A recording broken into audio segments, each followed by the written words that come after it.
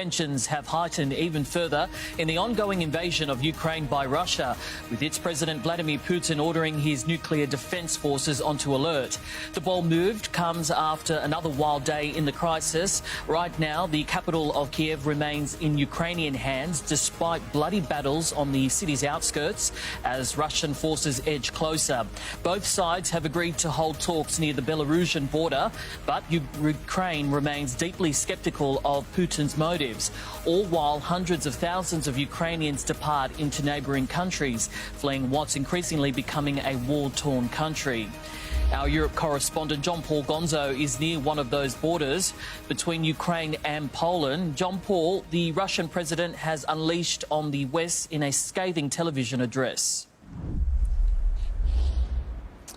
That's right, Daniel. He has hit back, saying NATO powers are becoming increasingly aggressive. It is clear that Vladimir Putin is becoming agitated about these economic sanctions, very severe economic sanctions that have been levelled against him and Russia as a whole. He has now taken the extraordinary step of putting his country's nuclear defence forces on high alert. Essentially, what this means is that it has increased their readiness to respond. The US has been swift to condemn this move. It says it is totally unacceptable. In Ukraine, fighting rages on. The area of most concern today has been the country's second biggest city. We've seen more street fighting there, more carnage, but at this stage, Ukrainian officials say they are still in control of that city. We also have some diplomatic developments for you this morning. A Russian delegation is set to meet with Ukrainian officials on the Belarusian border. Exactly what this meeting will entail, of course, no one knows at this stage,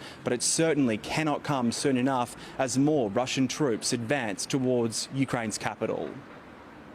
They're going there without any previous talks, without preliminary agreement on what the outcome of these talks can be.